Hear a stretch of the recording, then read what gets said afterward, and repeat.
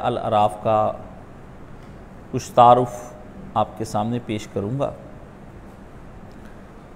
और अगर हो सका तो चंद आयात का सिर्फ तर्जुमा पढ़ेंगे हम। सूरह अल अराफ जो है ये इसका नाम अल अराफ इसलिए है कि अराफ एक मुकाम का नाम है और वो ये एक गलत फहमी है हमारे दरमियान के वो लोग जो ना जन्नती होंगे ना दोज़खी होंगे, वो दरमियान में एक मुकाम आता है और उस मुकाम का नाम अराफ अल्लाह ने रखा है, तो ये वहाँ होंगे। ये एक शायरी में भी और जगह भी इस्तेमाल हो, ये बात गलत है। ये अहले अराफ वो लोग होंगे जो ज़मीन पर पैगंबर और नायबीन पैगंबर यानी दीन की दावत देने वाले हर वो फ़र्द जो दावत दीन का काम कर रहा है, ये एक बहुत बड़े बुलंद मुकाम पर खड़े कर दिए जाएंगे और पूरी दुनिया को इनकी ज़ियारत कराई जाएगी। और फिर वो सब लोगों से मुखातब होंगे जो कौमें उस वक़्त होंगी कि हमने तुम्हें क्या बताया नहीं था कि अल्लाह के साथ क्या तुम्हारी हकूक़ और इख्तियारात और उसकी तौहीद के क्या हकूक़ हैं तुम पर। ये तकरीबन उसी दौर का नज़ूल है इसका जिस दौर का सूरह अल नाम का है। इसका असल मौजू जो है ना, मैंने जो समझा है एक है, ये किताबों वालों ने लिखा है, वो आपको कहीं भी नहीं मिलेगा। ये सूरत का नाम जो है ना, मेरे हिसाब से यानी मुझे अगर कहा जाए कि इस सूरत को तुम कोई नाम दो अपने इल्म के मुताबिक, इसका तर्जमा करो कि इसके अंदर क्या टॉपिक डिस्कस किया गया है, तो ये आज के दौर के मुताबिक भी और वो नौजवान जो दीन का काम करना चाहते हैं वो भी, सारी दुनिया को ये मेरी लग और छूता ही है कि इसका मौजू है अवाम। जो अवाम काफिर हो या मुस्लिम, उसके मुतल्लक इस कुरान मजीद में अल्लाह ने बताया कि अवाम। आप हमेशा ये कहते हैं हुक्मरान गलत हैं, मैं हमेशा ये कहता हूँ कि अवाम गलत है। मेरा नज़रिया सारी दुनिया से अलग है, ना मौदूदी के, ना डॉक्टर इसरार, ना मौलाना इसाक, कोई मेरा नज़रिया अलग है। मैं समझता हूँ कि दुनिया के अंदर जो कोई भी बुरा आदमी पनपता है वो अवाम के सर पे पनपता है। जो भी आदमी, अवाम ही अपने मुल्क को बर्बाद करते हैं, अवाम ही अपने अकीदे पीरों के पीछे जाकर तबाह करते हैं। पीरों को पीर भी अवाम बनाती है, लीडरों को लीडर भी अवाम बनाते हैं, इमाम भी जिनको बनाते हैं वो अवाम बनाते हैं। ये अवाम ही सारा कुछ करती। इस किताब के अंदर और इस सूरह के अंदर इस अवाम के सारे करतूत अल्लाह ने जमा कर दिए। और हमारे यहाँ अक्सरी तौर पर जी फ़लाँ की वजह से बर्बाद हो गया, नहीं। इस पूरी सूरत के अंदर आप देखेंगे कि जगह जगह इस सूरत के अंदर अंबिया अलैहिमुस्सलाम ने किस तरह से अवाम के साथ गुफ्तगू की है और अवाम क्या कहती रही है और वो नबी उनको क्या कहते रहे। हर नबी का इसके अंदर अल्लाह ताला ने ज़िक्र किया है और तकरीबन बहुत सारे अंबिया का बयान इसके अंदर अल्लाह पाक ने बयान किया है। ये इस सूरत के अंदर सारा अंदाज जो है ना, इस सूरह का तंबी और डरावे हैं पूरे। ये ना डर ही डर है, ये सूरत झिड़कियाँ हैं, धमकियाँ हैं अल्लाह की तरफ से। इस सूरत को मौजू ही धमकियाँ देना, झिड़कियाँ देना और डराना है कि बंदे अल्लाह से डर जाएं। बंदों को तंबीह की गई है, बंदों को कहा बाज आ जाओ, अगर तुम बाज ना आए तो हालात तुम्हारे खिलाफ हो जाएंगे, इस दुनिया में भी ज़िल्लत होगी, आखिरत के अंदर भी तुम्हारी। लेकिन उन अवाम को समझाते समझाते रसूलुल्लाह सल्लल्लाहु अलैहि वसल्लम की एक उम्र बीत जाती इनके अंदर ही, लेकिन उनकी ज़िद, हट दर्मी और मुखालिफाना जो तौर तरीके थे ना, वो इस हद तक पहुंच चुके थे कि अल्लाह ताला ने पैगंबर को कहा, ये कह देना था कि अब आप इनसे बात करना बंद कर दें और किसी और से गुफ्तगू करें। और इस हवाले से कि तुम नबी को क्यों नहीं मानते, ये इसमें तुम्हारी क्या कजियाँ हैं, क्या तुम्हारे दिलों के अंदर टेढ़ है, तुम्हारे अंदर क्या काले करतूत है जिसकी वजह से तुम नबी को नहीं मानते। इसलिए इसमें यहूदियों को भी अल्लाह ने आखिर में रगड़ा लगाया, ईसाइयों को भी रगड़ा लगाया और ख़ुसूसी रगड़ा जो अल्लाह पाक ने लगाया वो मक्के के लोगों को लगवाया। वो मुशरिकीन थे क्योंकि नबी अलैहिस्सलाम उनकी तरफ थे। अब वो सिर्फ मक्के के जो वहाँ से लीडर आते थे तो जंग करने के लिए वो लीडर के 5-6 बंदे होते थे और पीछे उनके पूरी अवाम होती थी। वो लीडरों की बातों में आते थे। अब आप ये देखें, ये अवाम कहते जी अपना अच्छा बुरा सोच सकती है। अगर वो अवाम सोचती होती तो वो नबी अलैहिस्सलाम के पीछे ना लग जाती। नबी के साथ जंग करने के लिए अवाम ही आई है, ठीक है। बहुत अवाम का कलील हिस्सा जो साले होता है, ये वो सूरत है जो आज के नौजवानों को मौजूदा दौर में मेरे से लड़ते हैं और वो बाहर के मुल्कों पे भी, फेसबुक पे भी, इधर भी उधर भी बड़ी तनकीद होती मुझ पर। मुझे कहते जी आप खुद तो सियासत पे बात करते हो और हमें रोकते हैं। मैंने कहा मैंने कभी किसी को नहीं रोका। मैं उसे कहता हूँ आपका भी हक है, मगर उस वक़्त हक है जब आप इस्लाम के नज़रिए सियासत को पूरी तरह पढ़ लें, ठीक है। एक वकील उसी वक़्त कोर्ट पे जाएगा जब वो पूरे लॉ से वाकिफ़ होगा। एक सर्जन को ऑपरेशन करने का पूरा हक हासिल है जब वो पूरा सर्जन हो। अताइयों से, सन्यासियों से आप ऑपरेशन नहीं करवाते। आप तो मौजूदा दौर में सर्जनों में से भी जो सबसे आला सर्जन होता है उसके पास जाते हैं, हर सर्जन के पास ही जाते हैं। इसी तरह ये सियासत कोई मामूली चीज़ नहीं है। अगर आप कहें कि ये बहुत कोई मामूली चीज़ है, इसके अंदर आपको उतनी ही राय देने की हैसियत हासिल है जितनी कि एक मुज्तहिद को इज्तिहाद करने के बाद हासिल है। अगर आपने पूरा कुरान तफसीर से नहीं पढ़ा और कुरान पर एक उम्र नहीं लगाई, आपको सियासत पर तबसरा करने का कोई हक हासिल नहीं है। ये अवाम के मुंह में आप बातें दे दें, जो इनका दिल करेगा, जिसका जो दिल चाहेगा, ना उसने उसका सोर्स ऑफ नॉलेज क्या है, उसने कहाँ से जो तबसरा किया है, वो उसकी बुनियादें क्या हैं। उसकी बुनियादों के अंदर कुरान और सुन्नत है, दीन की पूरी मालूमात है, इस्लाम का नज़रिया सियासत है, कायनात किस तरह बनी और इसमें अल्लाह ने किन कवानीन को इस कायनात के लिए बनाकर हमें दिया है, उसका इल्म उसे पूरा हो गया है। आया वो आदमी जिसको ये इस पे बात करना चाहता है तो उसका नॉलेज क्या है और उसके नॉलेज की बेस क्या है, ये अल्लाह पाक ने इसके अंदर रखा है। ये इस सूरत के अंदर, सूरह अल अराफ के अंदर। तो एक आदमी बिला वजह ही जो है वो अपनी राय देता है तो उसको चुप रहना चाहिए। इसलिए बात बात की बोलियां, ये डेमोक्रेसी के अंदर जो बोली जाती हैं, इनके अंदर आप पर जिस पर जो हालात बीत रहे हैं ना, उसने उसके मुताबिक वो तबसरे करने हैं। आलिम का काम ये नहीं होता कि जो हालात आ जाएं उनके सामने आए वो उसी के मुताबिक। आलिम बड़े तदब्बुर के साथ बैठता है, उसको सोचता है, उस पर इल्म हासिल करता है और उन हालात के अंदर इज्तिहाद करता है और फिर बेलाग व लिपट जो है वो बात बयान कर देता है और किसी से डरता नहीं है, चाहे हालात कैसे ही क्यों ना हो। ये असल मसला है। अवाम ही बदमाश होती है, गुंडी होती है, अवाम ही बेईमान होती है, धोखेबाज होती है। सियासतदान तो उस जहरीले दूध से जो दही जमाया जाता है उसका मक्खन सियासतदान है। आप समझ लें दूध जहरीला है, गंदा है, पेशाब वाला दूध है। उस पेशाब और पखाने वाले मिले दूध को आपने लगाया जाग, जब वो जाग लग गया तो वो बन गई पार्लियामेंट अवाम से, और पार्लियामेंट्स को जाग लगाया तो उसका मक्खन निकाला सेनेट, और फिर उसके बाद जो गंदमंद है दाएं बाएं जो फैलता है वो ही फैलाते हैं।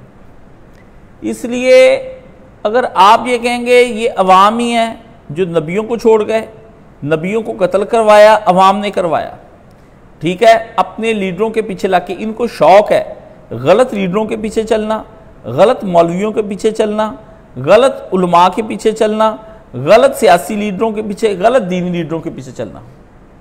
ये अवाम के अपने चस्के हैं। ये बिल्कुल तदब्बुर से काम नहीं लेते। ये वहाँ तदब्बुर से काम लेते हैं जहाँ इनका कोई ज़ाती मफाद अटक चुका होना। इसलिए आप देखें कि अवाम के अंदर के जराइम आप आम आदमी सोच नहीं सकता। आम आदमी जब अवामी जराइम को सोचता है कि उसने ये कर दिया तो आम बंदा भी हैरान हो जाता है कि इससे कैसे ये जुर्म किया है, कैसे चोरी की, कैसे कत्ल किया, कैसे डाका मारा, कैसे अंदरूनी ताल्लुकात थे अपनी बहन भाई के साथ, क्या कर। हैरत नहीं हो जाती? क्यों? वो अपने नफ्स के लिए तो बहुत अक्लमंद होता है, ठीक है ना, वो जाती मफाद के लिए इंतहाई अक्लमंद होता है, लेकिन जब इज्तिमाई मफाद की बात आती है वहां वो अक्ल अपनी बंद कर देता है और जो हवा चल रही होती है उसके अंदर वो बह जाता है। इसलिए इस सूरत के अंदर अल्लाह ने उनको कहा कि तुम अपने पहली कौमें सारी बर्बाद होगी, सारी कौमों का अल्लाह ने इसके अंदर जिक्र किया। कुरैश को बताया कि किस तरह अवाम ने हज़रत इब्राहीम अलैहिस्सलाम को बादशाह के साथ मिलकर आग में डाल दिया। अवाम ने किस तरह हज़रत मूसा अलैहिस्सलाम को कहा तुम जाओ और जाकर लड़ो, हम यहाँ पर बैठे तू और तेरा रब जाके लड़े। बनी इसराइल की पूरी दास्तान है। किस तरह इन्होंने ईसा अलैहिस्सलाम को फांसी देने की कोशिश की, किस तरह ज़िक्रिया अलैहिस्सलाम को आरों से चीर दिया, किस तरह यक्तुलून नबीयीन बगैर हक, नबियों को ज़िबा कर दिया और कत्ल कर दिया, रसूलों को कत्ल कर दिया गया। हाँ जी, किस तरह इतने लोगों में से 7 लोग 950 साल के बाद ईमान लेकर आए नूह अलैहिस्सलाम के पास। हाँ जी, और किस तरह से हज़रत लूत अलैहिस्सलाम को उनकी कौम ने किस तरह से जुल्म किया और उनके घर जो नौजवान लड़के आ गए थे किस तरह उनके ऊपर हमला कर दिया, तो उनको कहना पड़ा कि हाउलाए बिनाती, ये मेरी बेटियां हैं, उनकी बजाय मेहमानों की बजाय ये ले जाओ। यानी आप ये देखें कि अवामुन्नास से उनके घर को, नबी के घर को गिरा डाल लिया। अवाम कभी भी साले लोगों को नहीं मानती, ना साले लोगों को ऊपर लेके आती है, ना साले लोगों के साथ होती है। ये सिर्फ और सिर्फ अवाम को जो पीछे लगने वाले होते हैं ना, ये सरसरी नजरियात के साथ चलते। इसलिए अल्लाह ने बेशुमार कौमें जो अवाम ही थी, नबियों की अवाम में सारी दोज़खों के अंदर फेंक दिया और उनको तबाह कर दिया, बर्बाद कर दिया। 25-26 नबियों का जिक्र है जिनकी अवाम में सब की सब अल्लाह ने तबाह कर दी। और जो बाकी कौमें थी, 1.25 लाख नबी आए हैं कमोबेश, और उन 1.25 लाख नबियों की कमोबेश जो है उनकी 1.25 लाख कौमें तो थी ना जिनको अल्लाह ने पुकारा। और आज आप देखते हैं कि जगह जगह पर हर इलाके, हर खित्ते के अंदर आपको पुरानी तहजीबों के आसार ज़रूर नज़र आएंगे, चाहे वो एक छोटे से गांव के हों, चाहे वो बहुत बड़ी रियासत के हों, आपको नज़र आएंगे। अल्लाह ने कहा हमने करिया और हर गांव में उनमें से नबी बनाते थे जो उनकी नस्लों से पैदा होता था, और उनकी ज़बान में हम नबी भेजते थे ताकि बैरूनी ज़बान वाला नबी भी ना आए उनके। वो कल को हमें यह ना कहें कि हमें उनकी बात समझ नहीं आती थी, वो अंग्रेज़ी बोलता था। अल्लाह ने ये कुरान मजीद में बयान फरमाया। इसलिए ये जो बंदे इस तरह की बातें करते हैं जी, हमें ये हक ही नहीं है। मौजूदा दौर के अंदर जब तक आप अल्लाह के बनाए हुए सियासी असूलों पर नहीं गौर करेंगे, आप उतनी देर तक अवाम की नब्ज़ पे हाथ। ये जमात इस्लामी का बेड़ा गर्क क्यों हुआ है? जब उस जमात इस्लामी ने जमात अवामी बनने की कोशिश की तो वो अपनी इस्लामी शनाख्त खो दी उसने। अब वो एक जमात अवामी है।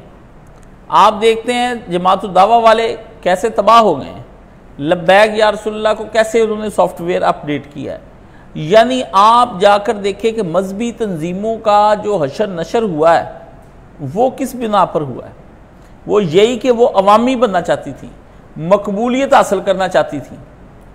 उन्होंने वो होच्छे हथकंडे जो हैं वो इस्तेमाल करने शुरू किए जो आम सियासी जमातें इक़्तिदार हासिल करने के लिए करती हैं। यानी अमर बिल मारूफ और नहीं अनिल मुनकर का जलसा है और रंडियां रमज़ान के महीने में नाच रही हैं। रात को आप तहज्जुदें पढ़ रहे हैं और जलसे आपके हो रहे हैं। ये है कुरानी आयात का गलत इस्तेमाल करके इय्याका नअबुदु व इय्याका नस्तईन का, तो इस्लाम का और पाकिस्तान का। ये एक जमात ने नहीं किया, जब से पाकिस्तान बना है तब से ये सारी जमातें यही हरकत कर रही हैं। अब इन जमातों से इस्लामी उम्मीदें वाबस्ता कर लेना या इस्लामी जमातों से इस्लाम की उम्मीद वाबस्ता कर लेना, ये जहालत और बेवकूफ़ी है और नादानी है। वो आप अपनी जितनी मर्जी सारी ज़िंदगी लगा लें, वो आपने ऐसे ही है जैसे शोर ज़दा ज़मीन के अंदर बीज बोना या बांझ औरत से उम्मीद रखना जिसको डॉक्टरों ने नकारा कह दिया है कि बच्चा वहाँ से पैदा होगा। ठीक है, इसकी जगह पर कुरानी असूलों के मुताबिक हम काम करते रहें।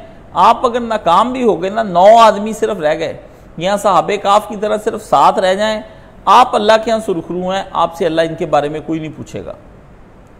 ये है वो चीज़ जो इन सूरतों के अंदर अल्लाह पाक ने बयान की है। इसलिए इस सूरत का जो तारुफ मैंने करवाया है वो ये, जब आपने इसको पढ़ना है ना तो अवाम की आवाज़ भी सुननी है, ठीक है ना। Government of the people by the people on the people, ये डेमोक्रेसी की तारीफ की गई है। क्यों भाई? No, government of the people नहीं, government of Allah by the sharia on the people. लोगों की हुकूमत लोगों के जरिए से लोगों पर ही जो की जाए, नहीं, अल्लाह की हाकमियत अल्लाह की शरीयत के जरिए से जो अल्लाह को हाकिम मानते हैं उन पर करने का नाम असली इस्लामी सियासत है। आप इस सियासत में जाएंगे, आप अफरात तफरीक का शिकार हो जाएंगे।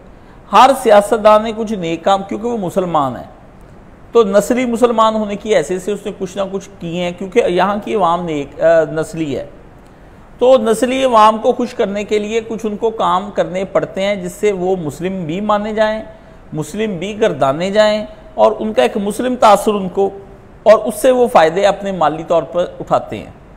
आपके इस्लाम को पील करके, नबी अलैहिस्सलाम की तारीफ़ें करके, ख़त्म नबूवत के मसलों पे बहसें करके, यहूद सारा कुछ भी नहीं, यहूद सारा आपकी बात तक नहीं सुनते, ठीक है ना। जो लोग हाथ फैलाते हों वो सही कहता है कि बेगर्स आर नॉट चूजर। आप किस तरह किसी को जो है वो कह सकते हैं कि हम आपसे के बगैर चल सकते हैं? आप तो कल तक उनको अपनी जाकर IMF को अपना सारा बेच दिया है और उनको एब्सोल्युटली आप नॉट कहने की जरूरत आपके अंदर कहां से आ सकती? नहीं आ सकती। हकीकत को आप सोचकर घबराते कि नहीं नहीं हम बेकारी नहीं है, हम बेकारी, ये आप बकवास करते हैं। आप बेकारी हैं। आपको कोई कह दे एक अय्याश बच्चे को कि तुम भाई मेरे सामने हाथ फैला रहे हो, तुमने अपने बाप की सारी दौलत खा ली है याशियां करने के बाद, अब हम आपको दे रहे हैं, तो ये आपको ये हम भीख दे रहे हैं। वो कहता मैं भिखारी नहीं, भी मिलनी तो भीख ही है। आप अपने आप को ना कहें बेकारी, आप हैं तो बेकारी ना, हाथ पांव तोड़कर बैठे हुए हैं।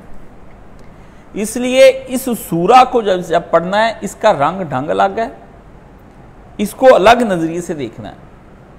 आपको मैं दिखाऊंगा कि अवाम ज़ाहरी जाहो जलाल से कैसे मुतासर होती है, अवाम हैंडसम लोगों से किस तरह मुतासर होती है। ये मैंने सूरह बकरा के अंदर बता दिया है कि बड़ा खूबसूरत था वो तालूत। अवाम ने कहा कि वो जिस्म और इल्म में बड़ा प्यारा है, गुफ्तगू करता है, हमें वो नबी वो चाहिए। अल्लाह ने कहा नबी दरमियान में मौजूद है और नबी के होते हुए नया लीडर मांग रहे हैं। अल्लाह ने कहा ये क्या बात हुई? कहते नहीं वो हैंडसम है।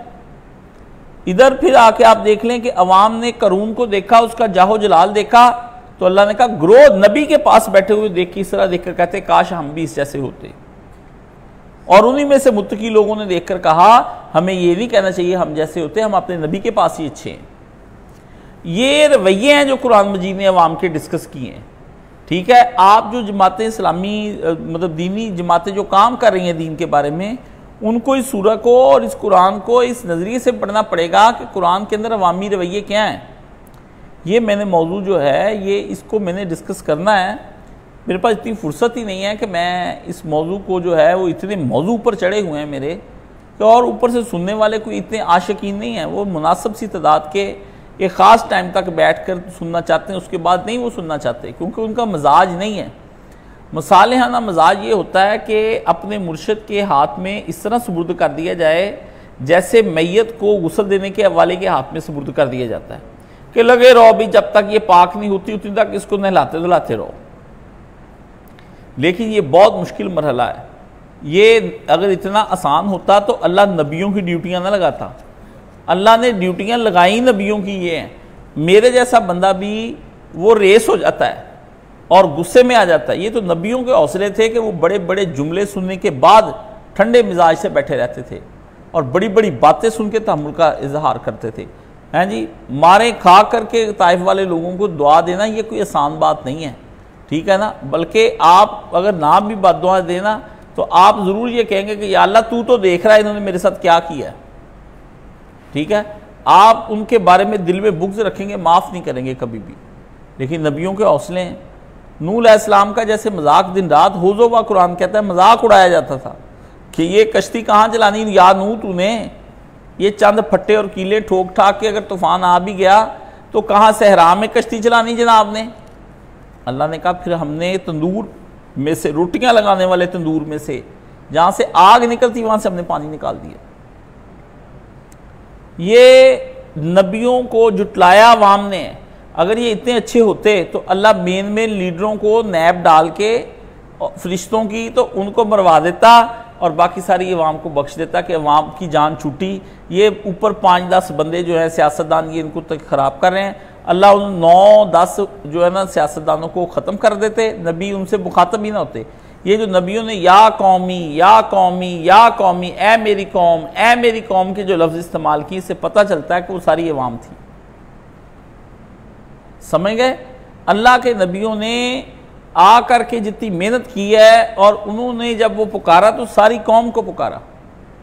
तो अगर ये वाकई अच्छी होती है अवाम, तो हर अवाम को अल्लाह ताला किसी तो अवाम के बारे में कहता कि ये अवाम अच्छी थी, सिवा हज़रत यूनुस अलैहिस्सलाम की कौम के कि उन्होंने एक हद तक तौबा की। बाकी फरमाया इल्ला कौम यूनुस के अलावा सब कौमें अल्लाह ने कहा हमें तबाह करनी पड़ गई।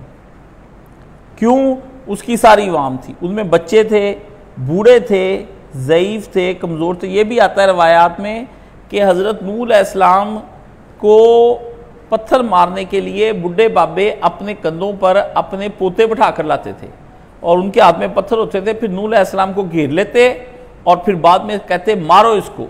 बाबे मरवाते थे नूह अलैहिस्सलाम को, जो बूढ़ा आदमी था बाबे ही बाबे को मरवाते थे।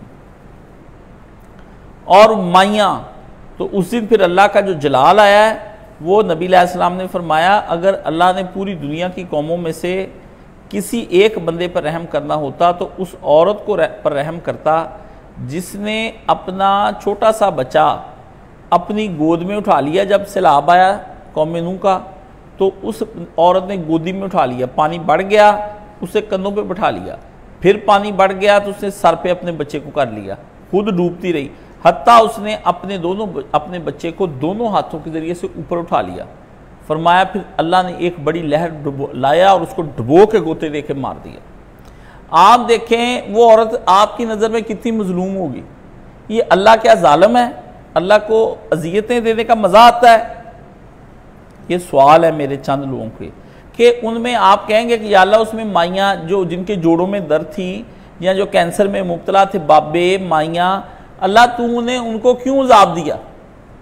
या जो औरतें मजबूर थी अपने शौहरों के कहने की वजह से, या बच्चियां या लड़कियां यंग छोटी छोटी उम्र की लड़कियां, उनका क्या कसूर था? अल्लाह ने फरमाया कासफिम्मा कूल, हमने ऐसे कर दिए जैसे खाया हुआ बुस होता है।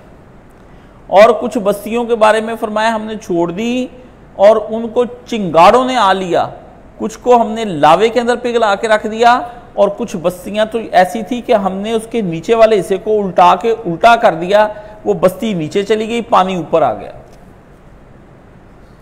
2-4-500 फुट जो है अल्लाह पाक ने 2000-3000 फुट नीचे, ये जो हज़रत लूत अलैहिस्सलाम की कौम का वो है, वो बस्ती, वो जब गोता लगाते हैं तो बस्ती नीचे है, वो ऊपर वो पानी है बहरे मुर्दार के। ठीक है, ये पोम्पियाई का जो फटा था यूनान के अंदर, वो जना करते हुए लोग हैं। वो आज उन्होंने उनका पूरा शहर जब दरियाफ्त किया तो वो लावा फटा और लावा फट के पूरी कौम पर बह गया और बंद कर लिया लावे ने उनको, ऊपर से धुएं ने, अल्लाह ने निकलने नहीं दिए। वो अयाशियाँ कर रहे थे, कोई कर रहा था वेट लिफ्टिंग, कोई जना कर रहा था, कोई गर्म हमामों के अंदर था, कोई जिम जा रहा था।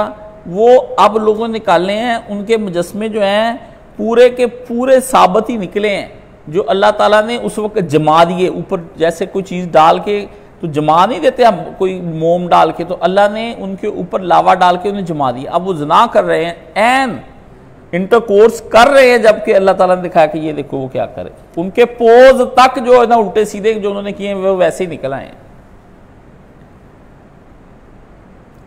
तो यहां एक सवाल एक आम आदमी के दिल में उठता है कि या अल्लाह इन लोगों का क्या कसूर है?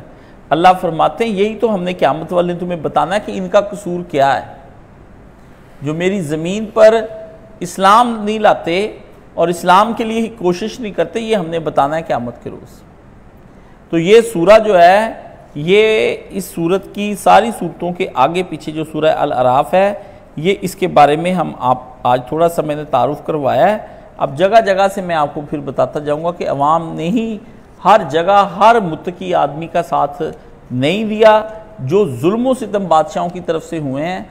आप देखें इमाम हुसैन के साथ अवाम क्यों नहीं गई,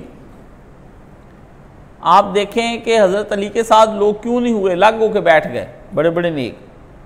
आधे बंदे साथ थे, आधे लग नहीं जी हम इस जंग में जाना नहीं चाहते, दोनों ही सही हैं जी। और कुछ उधर चले गए। वो जो हज़रत मुआविया के साथ आए थे वो भी तो अवाम ही थे ना, वो भी हज़रत अली के बारे में कुछ सोच कर ही आए होंगे। उनको नहीं फ़ज़ाइल अली का पता था कि ये वही अली है। अगर हमें 14 सदियों के बाद पता चल गया है तो उन्हें नहीं पता चला कि ये अली वही है जो बदर में, ओहद में, खंदक में नबी के साथ रहा है। ठीक है ना। बाद में इमाम अहमद हंबल, अबू हनीफा, बड़े बड़े इमामों को अज़ियतें दी गई बादशाहों की तरफ से। अवाम ने कोई प्रोटेस्ट, कोई शोर मचाया। आज भी आप देख लें कि भुट्टो इस मुल्क के अंदर था तो जब उसको फौजियों ने उसको टांग दिया है तो कौन रोया उसके ऊपर, एक बंदा नहीं बोला। शोर होता है उस वक्त तक जब तक डिक्टेटर खुद इजाजत देते हैं। जब डिक्टेटर आ जाते हैं सब हवा निकल जाती है। ये झूठ है। कोई अपने बिजनेस बचा रहा होता है, कोई बच्चे बचा रहा होता है, कोई बैंक बैलेंस बचा रहा होता है, कोई कारोबार बचा रहा होता है, कोई नौकरियां बचा रहा होता है, सब माफिया मांग लेते हैं। और नेक लोग जो है वो जद्दोजहद करते करते मर जाते हैं। ये है इसका हासिल जो मैंने आपके सामने रखा है। तो यहाँ पर पढ़ते हैं बिस्मिल्लाहिर्रहमानिर्रहीम, अलिफ लाम मीम स्वाद, ये एक किताब है जो तुम्हारी तरफ नाजल की गई। पस ए मोहम्मद सल्लल्लाहु अलैहि वसल्लम, आपके दिल में कोई झिझक नहीं होनी चाहिए। इसके उतारने की गर्ज ये है कि तुम इसके ज़रिए से मुनकरीन को डराओ और ईमान लाने वालों को याद दहानी कराओ। दोनों को अल्लाह पाक ने बात की है। और लोगों, जो कुछ तुम्हारे रब की तरफ से तुम पर नाजल किया गया है उसकी पैरवी करो और अपने रब को छोड़कर दूसरे सरपरस्तों की पैरवी ना करो, सियासी लीडरों की और उनकी। मगर तुम नसीहत काम ही मानते हो। खुद ही कह दिया कलीलम्मा तज़क्करून, कितनी ही बस्तियां हैं जिन्हें हमने हलाक कर दिया, उन पर हमारा अजाब अचानक रात के वक्त टूट पड़ा या फिर दिन दिहाड़े ऐसे वक्त में जबकि वो आराम कर रहे थे, कैलूला कर रहे थे। जब हमारा उन पर अजाब आ गया तो उनकी ज़बान पर इसके सिवा कोई आवाज़ ना निकली कि वाकई हम जालिम थे। अल्लाह ने कहा जब आवाज़ यहाँ तक आ गया ना, सलाब आते आते देख लिया, नबी डरा गए कि ये होना तुम्हारे साथ। अब ऊपर से जब बिल्कुल दरवाजे पर आ गया ना लावा, कहा यार हमने वाकई जालिम थे। मैं कहता रहा साले भी और दूसरे भी। बस ये ज़रूर होकर रहना है कि हम उन लोगों से भी बाज पुरस करेंगे जिनकी तरफ हमने पैगंबर भेजे हैं। और अगला सुने, अगला इससे भी बड़ा खतरनाक आयत है। और पैगंबरों से भी पूछेंगे कि उन्होंने इस पैगाम पहुंचाने का फर्ज कहां तक अंजाम दिया और उसके बाद उन्हें उसका फीडबैक यानी जवाब क्या मिला। फिर हम खुद पूरे इल्म के साथ सारी सरगुज़श्त उनके आगे पेश कर देंगे। आखिर हम कहीं गायब तो नहीं थे और वज़न उस रोज़ होकर रहेगा। और यही हक है। जिसके पलड़े भारी हो जाएंगे वो फलाह पा जाएंगे, अल्लाहुम्मा जल मिनहुम। और जिनके पलड़े हल्के रह गए वो अपने आप को खसारे में पाएंगे, अल्लाहुम्मा ला तजलना मिनहुम। क्योंकि वो हमारी आयात के साथ जालिमाना बर्ताव करते रहे थे। हमने तुम्हें ज़मीन में इख्तियार के साथ बसाया और तुम्हारे लिए यहाँ ज़िंदगी का बहुत सा सामान फराहम किया, मगर तुम लोग कम ही शुक्रगुजार होते हो, ज़्यादा कुफरान नेमती करते हो। ये आयतें हैं, इनका इंशाअल्लाह अज़ीज़ कल फिर हम इनका जो है इसकी भरपूर इसको अच्छे तरीके से पढ़ेंगे। अल्लाह ताला से दुआ है कि या अल्लाह आप हमें इन आयात की समझ अता फ़रमाएँ और इस सूरत के मज़ामीन को समझने की तौफ़ीक अता फ़रमाएँ। ये आम सूरतों की तरह की सूरत नहीं है, ये बड़ी ख़ास सूरत है। अल्लाह मुझे इसका हक़ अदा करने की तौफ़ीक अता फ़रमाए।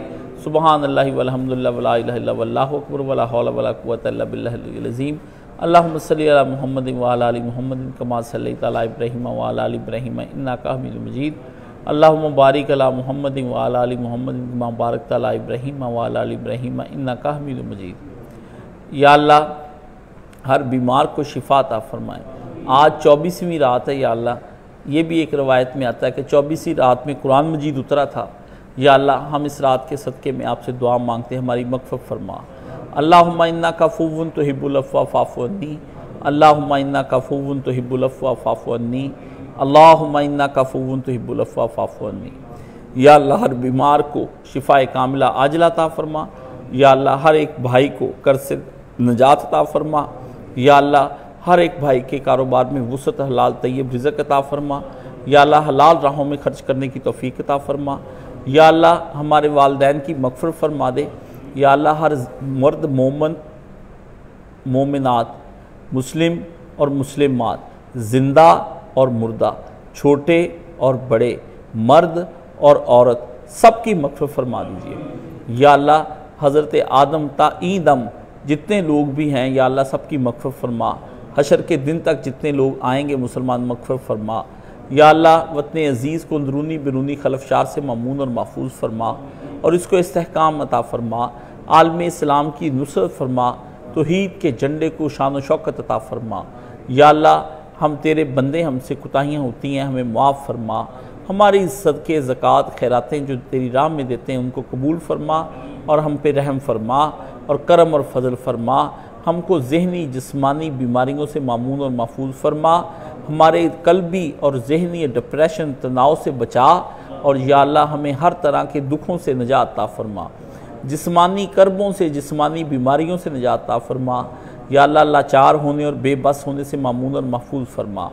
किसी ऐसे ज़ालिम को हम पर मुसल्लत ना करना जो हम पर रहम ना फरमाए। या अल्लाह हमें ज़ालिमों से मामून और महफूज फरमाना और ज़िंदगी हमारी राहत और मौत भी राहत वाली अता फरमा और मग़फ़िरत जब मौत के बाद हिसाब के वक़्त हमारी मग़फ़िरत फरमा। वसल्लल्लाहु तआला अला हबीब खैर खल्क़िही मुहम्मदिन व आलिहि व सहबिही अजमईन बिरहमतिका या अरहमर राहिमीन। आमीन या रब्बल आलमीन।